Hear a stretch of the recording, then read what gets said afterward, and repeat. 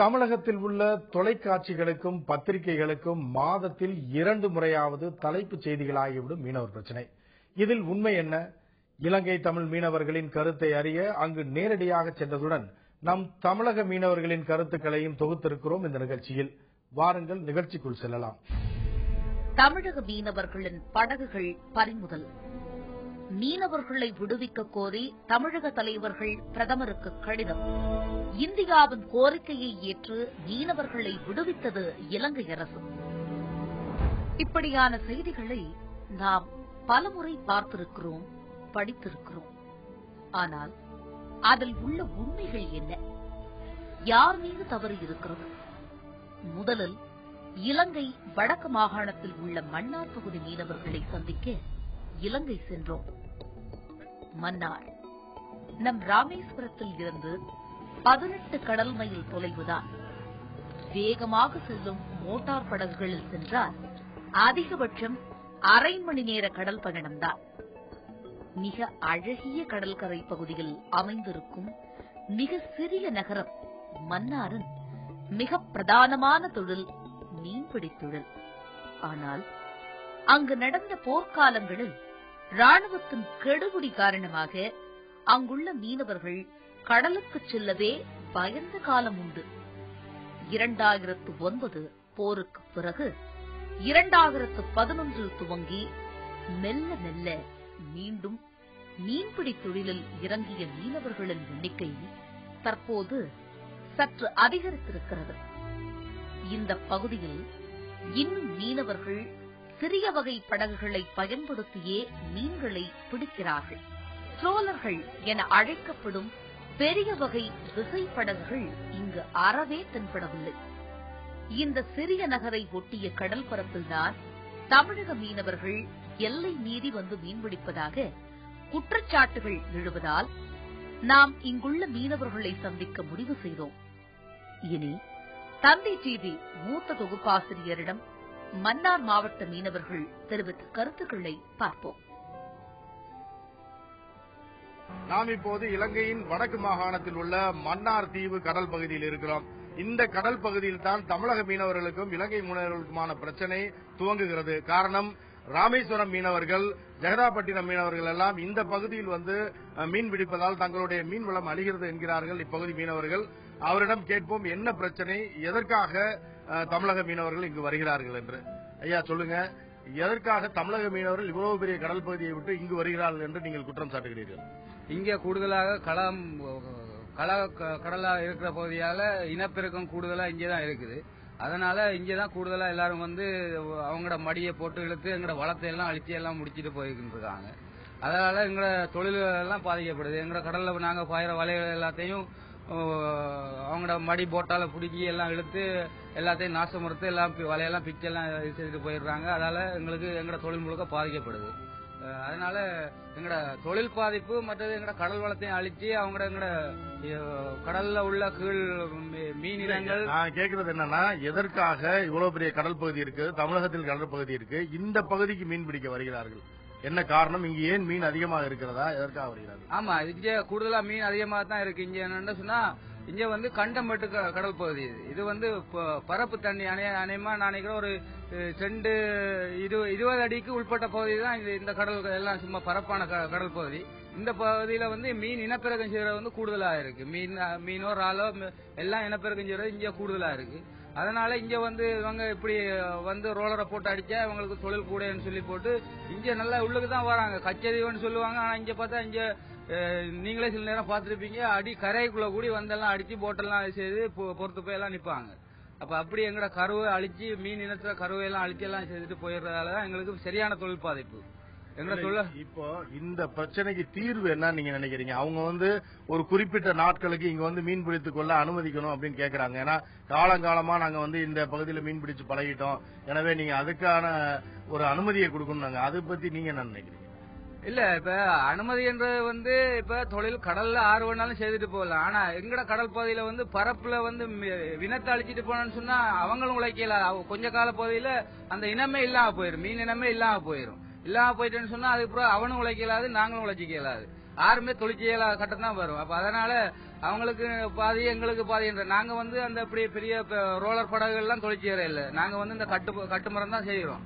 அப்ப இந்த இதுல செய்யறதால அவங்கள பிரிச்சு கொடுத்து அவங்க செய்யணும் நாங்க செய்யணும் அப்படின்றது இல்ல. அவங்களுக்கு பெரிய கடல் இருக்கு, அந்த பகுதியிலேயே அவங்க தொழில் செய்யறதுக்கு சாத்தியமா இருக்கும். அது அவங்களுக்கு அப்படி இங்க கொடுத்தோம்னு சொன்னா சிறு தொழிலாளி எல்லாருமே பாதிக்கப்படுவாங்க. அவங்க இவரின் கருத்து இப்படி இருக்க, போரில் இருந்து மீண்டு தற்போதுதான் மீன்பிடி தொழிலை துவங்கி இருக்கும் நேரத்தில் தமிழக மீனவர்களால் இப்படி ஒரு சோதனை ஏற்பட்டிருப்பதாக மிகுந்த சோகத்துடன் சொல்கிறார் மற்றொரு மன்னார் மாவட்ட மீனவர் தாயர். இவங்க பாரது எங்களுக்கு எந்தவித அச்சமும் இல்லை. வந்து அவங்களும் தமிழன் தான் நாங்களும் தமிழன் தான், உழைக்கணும், 2 பேரும் இது செய்யணும். ஆனால் இப்படியான வளங்களை அழிச்சிட்டு போற இழுவப்படவையில் போட்டு இழுத்து அழிச்சிட்டு போவதால சரியான பாதிப்புக்கு நாங்கள் உட்படுத்தி எங்களோட வலைகள் முழுவதும் நீங்க இது இருக்கணும், இந்த வலையை இருக்கணும், இப்படிதான் வலை. இந்த வலையை வந்து இழுத்து எல்லாத்தையும் உடைச்சி அப்படியே அள்ளிக்கின்னு போயிடுவாங்க. அப்ப நாங்க இது வந்து ஒரு 2 லட்சத்துக்கு மேற்பட்ட இதுகளை போட்டுதான் நாங்க எங்கட மனித தாரிகளை வச்சுதான் நாங்க இந்த தொழிலை செய்யறோம். இவங்க வந்து அழிச்சிட்டு போறதால நாங்க சரியான பாதிப்புக்கு நாங்க உட்படுத்தி நாங்க சரியான இழப்புகளை நாங்க இழந்து நாங்க இந்த இடத்துல நிக்கிறோம். போராளையும் நாங்கள் இழந்திருக்கிறோம், எங்களோட உயிராளையும் நாங்கள் இழந்திருக்கிறோம், எங்களோட உடைமைகளையும் இழந்திருக்கிறோம். இப்படியான பிரச்சனைகளையும் இந்த இப்படியான தொழில்களையும் இழந்து நாங்கள் இப்படி ஒரு பரிதாபமான நிலையிலே நாங்கள் வாழ்ந்து கொண்டிருக்கிறோம். இதுக்கான தீர்வு வந்து உங்களோட கையில் தான் இருக்கு. நீங்க மட்டுப்படுத்தி, அதாவது செய்ய வேணாம்னு சொல்லல, மட்டுப்படுத்தி அதை செய்து தருமாறு உங்களை தாழ்மையுடன் கேட்டுக்கொள்வோம். நண்டு வலை என்கிற சிறிய வலைகளை பயன்படுத்தி கரைக்கு மிக அருகில் மீன்பிடித்து வரும் தங்களின் வலைகளை தமிழக மீனவர்கள் அறுத்துச் சென்று விடுவதாகவும், இதனால் தங்கள் வாழ்வே கேள்விக்குறியாக மாறிவிட்டதாகவும் சொல்கிறார் தலைமன்னார் மீனவர்கள் சங்க தலைவர் கிரீன்நாத். எங்கட பிரச்சனை மெயின் பிரச்சனை இந்திய இழுவை படகு. இந்திய இழுவை படகு இந்தியாவிலேயே தடை செய்யப்பட்ட ரெட்டமாடன் கடல் தண்டாக சொல்ற அது வந்து மீன் வளர்த்தி ஃபுல்லா அழிச்சுன்னு வரும். எங்கட அடிப்படை வாழ்வாதாரம் இங்க வந்து நண்டு வலை கூடுதலா ஒரு கூட்டம் செய்யறதுக்கு 30,000 செல்லும். அவங்க வார நாள்கள்ல நாங்க கடல்ல வச்சோம்னா அந்த 30,000 வலையும் எல்லாம் போயிடும். இப்ப சாதாரண இங்க இருக்கிற எல்லாரும் வந்து அன்னன்னைக்கு பிழைச்சு அன்னன்னைக்கு வாழ்றாக்கள். அவங்க எல்லை தாண்டி வர இல்ல நாங்க கச்சத்தீவு வண்டியில இருக்கிறது தான் தொழில் செய்யறோம்னா எந்த நேரம் பார்த்தாலும் நியூஸ்ல சொல்றது அவங்க நடத்துற விவாதங்கள்ல என்ன சொல்றோம், நாங்க எல்லை தாண்டி வர இல்ல கச்சத்தீவு வண்டி தான் எங்களை அரெஸ்ட் பண்றாங்க அப்படின்னு சொல்றது. ஆனா அவங்க வரக்கூடிய ஒன்றவுட்டனால வரக்கூடிய எங்கட கரையில இருந்து பார்த்தா போட்ல இருக்க பேர் கலர் சொல்ற அளவு பக்கத்துல வருவாங்க. அந்த இங்க இருந்து கல்லு வீசி எரிஞ்சா கூட அளவு வருவாங்க. நிறைய பிரச்சனை இந்த மாதிரி வந்திருக்கு. இந்த கரையில இருந்து வலிச்சு போய் வைக்கிற தெப்பக்கரை கடை வலை கூட சம்டைம் இல்லாம போறாரு. இப்ப போன கிழமை கூட ஒரு 6.5 வேலை இல்லாம போயிருக்கு. அப்படி அந்த அளவு பக்கத்துல வருவாங்க. அவங்க வாரால எங்களுக்கு எந்த அளவு பிரச்சனைனா எங்கட கடல் வளம் ஃபுல்லா அழிக்கப்படுது. இப்ப எங்கட நாட்டுல எங்களுக்கு ஏலும் இந்திய இழுவைப்பட மாதிரி இழுவைப்பட எடுத்து தொழில் செய்யறதுக்கு எங்களுக்கு நாங்க ஏன் தொழில் செய்யாம இருக்கோம்னா இந்த பாக்கு நேரில் அந்த தொழிலை வச்சு செய்யும் போது முற்ற கடல் வளம் இல்லாம போயிரு. ட்ரோலரை நாங்களும் வச்சு அவங்கள மாதிரி செய்ய வலிக்கிட்டோம்னா ஒரு 10 வருஷத்துல இதை வெறும் குளமா தான் பார்க்கலாம். ஏன்னா இதுல வந்து அடிப்படையா இருக்கிற எல்லா மீன்களும் அழிஞ்சு போயிடும். பேர் சொல்லி குறிப்பிடக்கூடிய ஒரு 15-20க்கு மேற்பட்ட மீன்கள் இப்ப எங்க இந்த கடல் பரப்புல அதை நம்பி தொழில் செஞ்சாக்கள் அதை செய்யறதே இல்லைன்னா அந்த மீன் இல்லை. இதுக்கு முக்கிய காரணம் வந்து இந்திய அலுவப்படைகள்.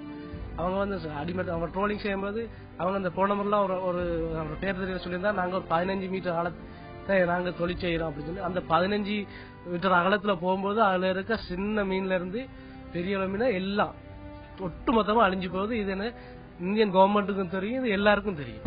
தமிழக மீனவர்கள் எல்லை தாண்டி வருவதை ஒருபோதும் ஏற்க முடியாது எனவும் சொல்கிறார் அவர். இந்த ரெண்டு அவங்க நாங்க பரம்பரையா செஞ்சோம் இங்க வந்து செய்யறோம்னு சொல்லி இப்ப அவங்களோட வாதம். ஆனா அப்படி வந்து செய்ய போனா குறிப்பிட்ட காலத்துல நீங்களும் சரி நாங்களும் சரி இதை வெறும் குளமா தான் பார்க்க வழிய கடலா பார்க்கல.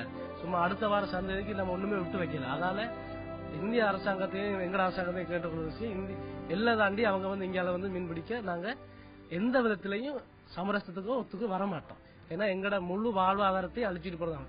இந்த கடல் பரப்புல தெரியும் சொல்லுவாங்க பாக்கு நிறையில சரியான மீனினங்கள் பெரிய வாழ்றிடம் பொடி மீன் எல்லாம் இதுதான் பெரிய வாழ்றிடம்னு எல்லாருக்கும் தெரியும். ஆனா இவங்க வந்து செய்யறதால அந்த பொடி மீனினங்கள்லாம் ஃபுல்லா அழிஞ்சு போகுது. தங்களாலும் இழுவை படகுகளை வாங்க முடியும் என்ற போதிலும் மீன்வளம் அழிந்துவிடும் என்ற காரணத்தால் தங்கள் நாட்டு மீனவர்கள் அந்த காரியத்தில் ஈடுபடவில்லை என தெரிவித்த மீனவர் குஞ்சார், ஆனால் இதனை கருத்தில் கொள்ளாமல் தமிழக மீனவர்கள் செயல்படுவதாக குற்றம் சாட்டினார். நீங்க பாத்தீங்கன்னாக்கா எங்களுடைய நாட்டு அரசாங்கமே எங்களுக்கு பெரிய லெவல்ல லோன் தந்து இந்த மாதிரி இழுவ படகு தொழிலை செய்யறதுக்குரிய உதவியெல்லாம் செய்யறதுக்கு காத்திருக்கிறாங்க. ஆனா எங்களுடைய மீனவர்களும் எங்களுடைய சமூகமும் அதை பற்றி இது பண்ணல. என்னன்னாக்கா கடல் வளம் அழிஞ்சு போகும், ஒட்டுமொத்த மீன் வளமே அழிஞ்சு போயிடும், சிறு தொழில்களுடைய வாழ்வாதாரம் பாதிக்கப்படும், சிறு தொழில்கள் எல்லாமே அழிக்கப்படும். மொத்தத்திலே கடல் வளம் அழிக்கப்பட்டுச்சுன்னாக்கா அதன் நிமித்தம் தான் நாங்க இந்த லோன் எடுத்தோ அல்லது அரசாங்கம் செய்யக்கூடிய உதவிகளாலேயோ இந்த இழுவ படகுல நாங்க வாங்க விரும்பாத காரணம். இல்லாட்டி எங்களுக்கு அழகா நாங்க அவங்க அங்கிருந்து வரணும். இந்திய மீனவர்கள் எத்தனையோ கிலோமீட்டர் கடந்து தான் வரணும். ஆனா நாங்க பக்கத்துல இருந்து கொண்டு இந்த தொழிலை செய்ய முடியாம இருக்கிறோம்னாக்கா எங்களுடைய இந்த கடல் வளம் அழிக்கப்படும். நாங்க எதிர்கால வாழ்வு, எங்களுடைய வாழ்க்கையை கருதி, எங்களுடைய சிறு தொழில்களை கருதி தான் நாங்க இந்த இழுவ படகுக்கு லோனோ அல்லது எங்களுடைய சொந்த பணத்தில இருந்தோ இந்த இழுவ படகு தொழிலை நாங்க விரும்பல. ஆனால் இவர்களுக்கெல்லாம் ஒருபடி மேலே சென்று எல்லை தாண்டி வரும் தமிழக மீனவர்களை கைது செய்வது மற்றும் விடுவிப்பது என இல்லாமல் இவர்களுக்கு தண்டனை கொடுத்து சிறையில் அடைக்க வேண்டும் எனவும் சில மன்னார் மீனவர்கள் ஆவேசமாக தெரிவித்தனர். ஆனால் எங்களுடைய கடற்படையினர் இவர்களை எங்களுடைய எல்லைக்குள்ளே, அதாவது மன்னார் தீவு பகுதியும் ஏனைய மாவட்டங்களிலும் 1/2 கிலோமீட்டருக்குள்ள வச்சு தான் கைது செய்கிறார்கள். ஆனா இந்திய அரசியல்வாதிகள் சொல்றது தங்களுடைய எல்லைக்கு வச்சு தாங்கள் கைது செய்து, அப்படி எங்களுடைய கடற்படையினர் கைது செய்யவில்லை. இங்கு எங்களுடைய எல்லைக்கு அவர்களை கைது செய்கிறார்கள். ஒன்று, அவர்களை பிடித்து தண்டனைக்கு உட்படுத்தினால்தான் அவர்கள் இங்கே வராமல் இருப்பார்கள். தண்டனைக்கு உட்படுத்தாமல் நல்லுறவு என்ற ரீதியில் எப்படி விடும்போது எங்களுடைய வாழ்வாதாரம் இன்னும் கேள்விக்குறியாக போவதோடு இந்த யுத்தத்திலிருந்து மீண்ட எங்களுக்கு எங்களுடைய வாழ்வாதாரத்தை கட்டி எழுப்பாத நிலையும் வந்துட்டு. ஏன்னா எங்களுடைய கடவளங்களும் அளிக்கப்பட்டிருக்கிறது. எங்களுடைய உறவுகள் என்று சொல்றவர்கள் எங்களை உண்மையாக உறவுகள் மதித்தார்கள் என்றால் இந்த இடங்களை எங்களுக்கு தராமல் எங்களுடைய மீனவர்களை வாழ விட்டு எங்களுடைய மக்களுடைய எதிர்கால கல்விகளை மேற்கொள்வதற்கான சகல வளங்களை இந்த கடலை நம்பி இருக்கிறாலே இந்த கடல் வளத்தை அளிக்காமல் எங்களுடைய எதிர்காலத்தை ஒரு நல்ல முறையிலே மேற்கொள்வதற்கு உதவி புரியும்படி அவரை நாங்கள் மிகவும் தாழ்மையாக கேட்டுக்கொள்கின்றோம். இப்பொழுது பேச்சுவார்த்தைக்கு இன்னொரு பகுதியினர் போயிருக்கிறார்கள். அவரிடத்துல அவங்க என்னன்னா எங்களுக்கு தவணை தாங்கன்றது நீடிச்சு கொண்டு போறாங்க ஒழிய இந்த தொழிலே இருந்து அவங்க விட்டு முற்றாக இதை கடலை நாசம் செய்யக்கூடாது, 2 பக்கத்துக்கும் உரிய வளம் என்பதை பாதுகாக்கிற நோக்கம் அவங்களுக்கு இல்லை. இந்திய மீனவர்கள் எல்லை தாண்டி வருவதை தடுப்பதே இந்திய அரசின் கடமையாக இருக்க வேண்டும் எனவும் அவர் கேட்டுக்கொண்டார். அண்மையிலே விஜயம் செய்த இலங்கைக்கு சேர்ந்து இந்திய பிரதமர்கள் கூறியிருக்கின்றார், மீனவர் பிரச்சனைக்கு நிரந்தர தீர்வு. அந்த தீர்வானது அவருடைய எல்லைகளோடு நிற்கக்கூடிய தீர்வாக அமைய அவர் முடிவு செய்வார் என்பதை நாங்கள் நம்புகிறோம். எனவே நிரந்தர தீர்வாக அவர்கள் எங்களுடைய எல்லைக்கு வராமல் இந்திய பிரதமர்கள் பார்த்துக் கொள்வார்கள் என்று கேட்டு, எங்களுடைய வாழ்வாதாரமும் உங்களுடைய வாழ்வாதாரம் கடல் நம்பி இருப்பதாலே அந்த கடலை நாங்கள் பாதுகாக்க வேண்டும் என்று நீங்களும் பாதுகாக்க வேண்டும் என்று கேட்டு எங்களுடைய கவலைகளை உங்கள் முன் வைக்கின்றோம். இவர்களின் குற்றச்சாட்டுகள் இப்படி இருக்க இது குறித்து நம் தமிழக மீனவர்கள் என்ன சொல்கிறார்கள் பார்ப்போம். தமிழகத்தில் இருக்கிற மீனவர்கள் மீது இலங்கையில் இருக்கக்கூடிய மீனவர்கள் நிறைய புகார் சொல்றாங்க. தமிழகத்தில் இருக்க மீனவர்கள் எங்க கரைப்பகுதிக்குள்ள வர்றாங்க, எங்களுடைய கடல் வளத்தை அழிக்கிறாங்க, தடை செய்யப்பட்ட வலைகளை இருக்கிறாங்க அப்படிங்கிற குற்றச்சாட்டுகள்லாம் அவங்க நிறைய சொல்றாங்க. சொன்னாலும் இது முற்றிலுமாக மறுக்க முடியாத ஒரு உண்மையும் கூட. எங்க தமிழகத்தை பொறுத்த மட்டுக்கும் நாங்க இழுக்கிற இழுவலை படகு தடை செய்யப்படாது, எங்களுடைய இயந்திரம் தடை செய்யப்படாது, இந்த மாதிரி இருந்துகிட்டு இருக்கு. இந்த சூழல்ல பாரம்பரியமா மீன் பிடிச்ச பகுதியான அந்த பகுதியில் போய் மீன் பிடிக்கிறது உண்மை. 30 வருஷம் கழிச்சு அவங்க மீன் பிடிக்கிற வந்திருக்கிற அவங்களுக்கு இப்போ அவங்களுடைய தொழிலுக்கு இடர்பாடா இடையூறா இருக்குங்கிறத அவங்க சொல்ற கருத்தை ஏற்றுக்கொள்ளக்கூடிய ஒன்று.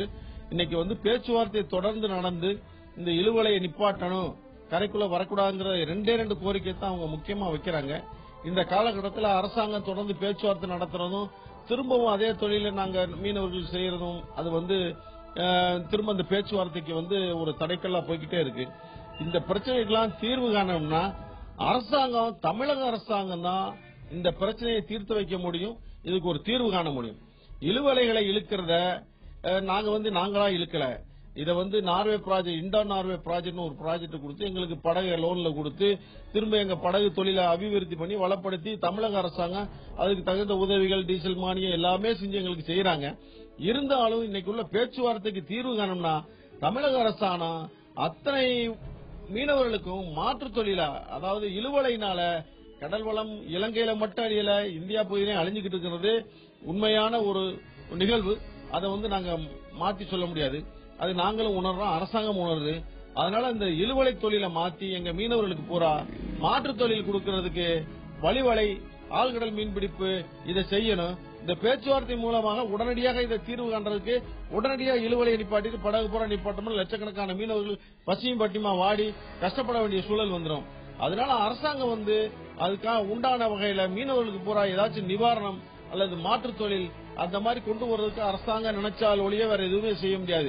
இது அரசாங்கம் தொடர்ந்து பேச்சுவார்த்தைங்கிறத வெறும் ஒரு கடமையா செஞ்சுட்டு போகாம இத முழுமையான ஒரு தீர்வு எடுத்து இதை தீர்த்து வைக்கணுங்கிற ஒரு எண்ணத்தோட செயல்பட்டா இதுக்கு கண்டிப்பான முறையில முடிவெடுக்க முடியும். இந்திய இலங்கை மீனவர்களிடம் பேச்சுவார்த்தையில பிரச்சனை என்னன்னா 12 நாட்டிக்கல் மைல் இந்திய மீனவர்களுக்கு இருக்கு. குறிப்பா 3 நாட்டிக்கல் மைல் நாட்டு படகுகளுக்கு இந்திய சட்டப்படி நாங்கள் விட்டுக் கொடுக்க வேண்டிய நாட்டு படகுகளுக்கு இருக்கின்ற 9 நாட்டிக்கல் மைல்ல 6 நாட்டிக்கல் மைல் கம்ப்ளீட்டா என்னன்னா வெறும் கல்லும் பாறையும் தான் இருக்கு. எங்களுக்கு அரசால் கொடுக்கப்பட்டிருக்கின்ற இழுவை மடியை ஒரு நேரம் வலையை கடலிலே போட்டுவிட்டு மறுபடியும் அதை தூக்குகின்ற பொழுது ஏறக்குறைய 4 மணி நேரம் என்றும், குறைந்த அளவு போனால் கூட 4 மணி நேரத்தில் 16 நாட்டிக்கல் மைல் படகுகள் சென்றுவிடும். அதனால இந்த குறுகிய கடல் பகுதியில எங்க பகுதியில நீங்க வரக்கூடாது என்று சொல்வதும், உங்கள் பகுதியில நாங்கள் வரமாட்டோம் என்று சொல்வதும் அது தவறான கருத்தாகும். குறுகிய கடல் பகுதி உள்ள பங்களாதேசுக்கும் இந்தியாவுக்குமே என்ன நடந்து கொண்டிருக்கிறது என்றால், இரு நாட்டு மீனவரும் குறுகிய கடல் பகுதியில் எப்பொழுது வேண்டாலும் மீன் பிடிக்கலாம் என்ற நடைமுறை சட்டங்கள் உலக மீன்பிடி சட்டத்திலேயே இது குறிக்கப்பட்டிருக்கிறது. அப்படி இருக்கின்ற பொழுது இந்திய மீனவர்கள் இலங்கை பகுதியில் மீன் பிடிக்க வேண்டாம் என்று சொல்லுவது அது முன்னுக்கு பின் முரணான செயலாக இருக்கும். ஒரு நல்ல பேச்சுவார்த்தை நல்ல துவக்கத்தை கொடுக்கும் நாங்க நினைக்கிறோம். அந்த பேச்சுவார்த்தையில நல்ல முடிவு ஏற்படும். அதே நேரத்தில் எங்கள் பகுதிக்கு நீங்க வர வேண்டாம், உங்க பகுதிக்கு நாங்க வர வேண்டாம் என்று சொல்வது சால சிறந்ததாக இருக்க முடியாது. தொப்புள் கொடி உறவு, அண்ணன் தம்பிகள், சகோதரனாக இலங்கை இந்திய மீனவர்கள் வாழ்ந்து கொண்டிருக்கிறார்கள் என்பதற்கு ஒரு களங்கம் கற்பின்ற செயலாக இது இருக்கும். இதை முற்றிலும் மறுக்கின்றோம். அது அரசால் தடை செய்யப்பட்டிருக்கின்ற இரட்டைமடி சுருக்குமன்றி போன்ற வலைகளை எல்லாம் ராமநாதபுரம் மாவட்ட மீனவர்கள் யாரும் பயன்படுத்துவதில்லை. அப்படி பயன்படுத்தினால் அரசாங்கம் அவர்களை இரும்பு கரம் கொண்டு ஒடுக்கிக் கொண்டிருக்கிறது. அதனால தவறு செய்தவர்கள் மீது தண்டனையை கொடுப்பதற்கு நாங்கள் தயாராக இருக்கின்றோம். அதால் தவறு இழைக்காதவர்கள் மீது தப்பாக சொல்லுவதை நாங்கள் வெறுக்கின்றோம். இந்த விவகாரம் குறித்தும் இதற்கான தீர்வுதான் என்ன என்பது பற்றியும் மன்னார் மற்றும் முல்லைத்தீவு மறைமாவட்ட பேராயரும் மீனவர்கள் மத்தியில் செல்வாக்கு படைத்தவருமான திரு ராயப்பு அவர்களிடம் நாம் பேசினோம். அவரின் கருத்து இதோ. மன்னார் மாவட்ட மீனவர்களை பொறுத்தவரை அவர்களுக்கும் இந்த தமிழக மீனவர்களுக்கும் அவர்கள் எல்லைக்குள் வருகிறார்கள் என்றுதான் ஒரு பிரச்சனை இருந்து வருகிறது. இதில் மீனவர்கள், அதாவது இவர் சொன்னால் ஒரு நல்ல மரியாதை இருக்கிறது கேட்பார் என்கிற வகையிலே நம்முடைய ராயப்பு அவர்கள், அதாவது நம்முடைய மறைமாவட்ட ஆயர் ராயப்பு அவர்களிடம் கேட்போம். இந்த மீனவர் பிரச்சனைக்கு என்னதான் தீர்வு இருக்கிறது, என்ன மாதிரியான தீர்வு காணப்பட வேண்டும் என்று நீங்க நினைக்கிறீங்க? முதலாக இந்த இந்திய மீனவர்கள், தமிழ்நாட்டிலிருந்து வருகின்றவர்கள், எங்களுடைய உடன்பிறப்புகள் கூட நாங்கள் ஒரு மதிக்கிறோம். அதே வேளையில அவர்களுக்கு எந்த விதமான தீங்கும் அரசாங்கமோ அறவும் செய்யக்கூடாது என்பதை நாங்கள் இடகாத்திரமாக இருக்கின்றோம். அண்மையிலே எங்களுடைய பிரதம மந்திரி அவர்கள் இந்தியாவிலிருந்து வருபவர்கள், எல்லையிலிருந்து வருபவர்களுக்கு அவர்கள் அவருடைய படைகள் அவர்களை சுட்டு வீழ்த்தலாம் என்ற ஒரு அபிப்பிராயம் சொல்லியிருந்தார். அதற்கு நாங்கள் மிகவும் எதிர்ப்பு தெரிவித்திருக்கிறோம். அவர் அதை தான் செய்தது பிள்ளை என்பதை ஒத்துக்கொண்டிருக்கிறார். அதை மன்னிப்பு கேட்டதாக நான் கேள்விப்படுகிறேன், தெரியாது. அதனால் கண்டிப்பாக ஒரு மன்னிப்பு கேட்டு இப்படியான பகைமையை உருவாக்கக்கூடாது. தமிழ்நாட்டில் இருக்கிறவர்கள் இந்திய மக்கள் தான். ஆகவே இந்திய மக்களை குறைக்கிறேன்னு சொல்றது அது எங்கள் கனவுல நாம் நினைக்கக்கூடாத ஒரு விஷயம்.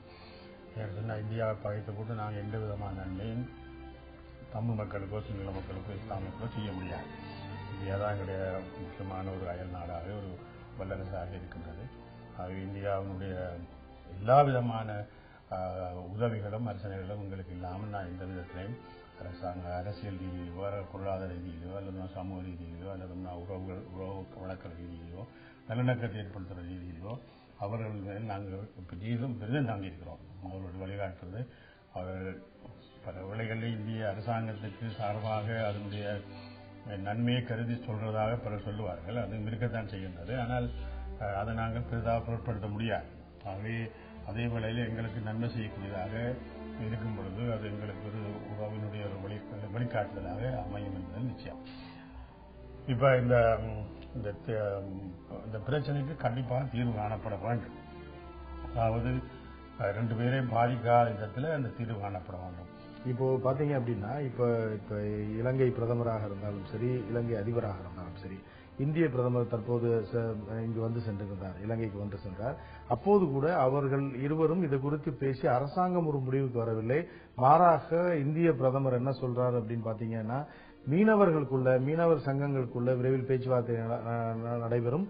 அந்த பேச்சுவார்த்தை மூலமாக அவர்களுக்குள் பேசுவதன் மூலமாகத்தான் இந்த பிரச்சனையை தீர்த்து கொள்ள முடியும் அப்படின்னு சொல்லியிருக்காரு. இது எந்த விதமான பேச்சுவார்த்தை நடத்தினால் இதற்கு ஒரு தீர்வு கிடைக்கும்? நீங்கள் இந்த பகுதி, அதாவது மன்னார் பகுதியில் இருக்கிறவர்களுக்கு என்ன அறிவுரை கூற விரும்புகிறீர்கள்? அந்த மீனவர்களுக்கு எந்த விதமான கருத்துக்களோடு வந்தால் அந்த பேச்சுவார்த்தை தீரும் என்று நினைக்கிறீர்கள்? இந்த பிரச்சனை தீரும் என்று நினைக்கிறீர்கள்? இந்த பிரச்சனை தீர்க்கப்பட வேண்டும் என்பதில் எல்லாரும் ஒரு உறுதி மனப்பட்டவர்களாக இருக்கின்றார்கள். ஏனென்றால் இந்த அயல் நாட்டோடு பகைத்துக் கொள்வதற்கு நமக்கு விருப்பம் இல்லை சமூகங்கள். ஆனால் அவர்களுக்கு ஒரு பின்னணியாக இருக்கின்றது. இங்க மீன்பிடிக்க வாரவர்கள் அல்ல, மீன்பிடிக்க வாரவர்கள் ஒரு தொழில் செய்கிறவர்கள், கூலி வேலை செய்கிறவர்கள். ஆகவே இந்த கூலி வேலை செய்கிறவர்களை முதலாளிமார் அங்கே இருந்து போட்டுகளை தாங்க பெரிய அநேக போட்டுகளை வைத்து இவர்களை விட்டு இங்கே எவ்வளவு மீன் பிடிக்கிறீர்களோ அவ்வளவு தான் உங்களுக்கு அங்கே சன்மானம் கிடைக்கும், சம்பளம் கிடைக்கும் என்று சொல்லி அவர்தான். ஆகவே அவர்கள் இங்கே போய் பிடிக்க சொல்கிறார்கள். அது மட்டுமில்லை, இந்த வலைகள் அவர்கள் பயன்படுத்துகிற அந்த வலைகள் எல்லாம் இந்த கடல் வளங்களை இல்லாத ஒழிக்கின்ற இயல்பை கொண்டவை. ஆகவே எங்களுடைய அரசாங்கத்தினுடைய சட்டத்தின்படி அப்படியான வலைகளை இந்த மக்கள் பாவிக்க முடியாது.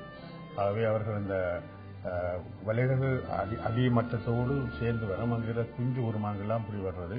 அது மட்டுமில்ல, இந்த மீன் உற்பத்தியாகின்ற இடங்களில் உள்ள அந்த ஸ்டோன்ஸ், குரல் ஸ்டோன்ஸ் சொல்றது, அந்த குரல் அந்த இதெல்லாம் அப்படியே பழுதாக்கப்பட்டு அடிக்கப்பட்டு எல்லாம் அது சிதறந்து போகின்றது. ஆகவே அந்த முட்டையை விட்டு அதை வளர்க்கறதுக்கு ஏற்ற ஒரு அந்த சூழலுக்கு இங்க ஆபத்தாக ஏற்படுகின்றது என்பதை நான் குறிப்பிட விரும்புகிறேன். ஒரு காலத்தில் எங்கட மீன்பிடிக்காரர்கள், மீன்பிடியாளர்கள் கடலுக்கு போயிடலாம். அதுக்கு அந்த கரையில நின்று ஏதாவது அங்கே முடிச்சு தங்கட பிள்ளைகளுக்கு சாப்பாடு கொடுக்கக்கூடிய அவர்கள் எந்த விதத்திலையும் கடலுக்குள்ள இறங்க முடியாமல் இருந்தார்கள். ஆகவே அப்படியான ஒரு பிரச்சனை மட்டும் கடல் சும்மா கிடக்குதானே அவர்கள் வந்தார்கள். ஆனால் இப்பொழுது அப்படி அல்ல. ஆகவே இதில் நாங்கள் பிரச்சனைகள் இருக்கு. ஆகவேதான் இந்த பிரச்சனைக்கு ஒரு முடிவு கொண்டு வர்றதுக்கு இந்திய அரசாங்கமும் தமிழ்நாட்டு அரசாங்கமும் இலங்கை அரசாங்கமும் யாழ் மாவட்டத்தில் உள்ள இந்த எங்களுடைய மாகாண சபை அமைப்பும் இவர் எல்லாரும் சேர்ந்து இந்திய மீனவர், இந்த கடலுக்கு வர இந்திய மீனவர்களுடைய அமைப்புகள் இருக்கின்றன. அதோடு சேர்ந்து இலங்கையிலே அது யாரெல்லாம் பாதிக்கப்படுகிறாரோ அவருடைய மீனவர்களுடைய அமைப்பு இருக்கின்ற அமைப்புகள் உண்டு. அவர் எல்லாரும் சேர்ந்து அங்கே பேசணும். இலங்கை வடக்கு மாகாணத்தைச் சேர்ந்த மீனவர்கள் பலர் தமிழக மீனவர்கள் நாட்டு படகுகளில் வந்து மீன்பிடிப்பதை எதிர்க்கவில்லை. அதே நேரம் இரட்டை மடி வலைகளை வைத்து மீன்பிடிப்பதை மட்டுமே கடுமையாக எதிர்க்கின்றனர். அதே நேரம் இந்திய மற்றும் தமிழக அரசு ஆழ்கடல் மீன்பிடிப்பு குறித்த பயிற்சி மற்றும் பெரிய படகுகளை வாங்குவதற்கு நிதி உதவிகளை அளிப்பதன் மூலமே இந்த பிரச்சினைக்கு நிரந்தர தீர்வு காண முடியும். மேலும் தற்போது நடைபெறவுள்ள இருநாட்டு மீனவர்களின் பேச்சுவார்த்தை கூட மடிவலையை பயன்படுத்துவது தடை செய்யப்பட வேண்டும் என்ற அடிப்படையிலேயே இலங்கை மீனவர்களால் கருத்து முன்வைக்கப்படும். எனவே பேச்சுவார்த்தைகள் முடிவு எப்படி இருக்கும், சில தினங்கள் பொறுத்திருந்துதான் பார்க்க வேண்டும்.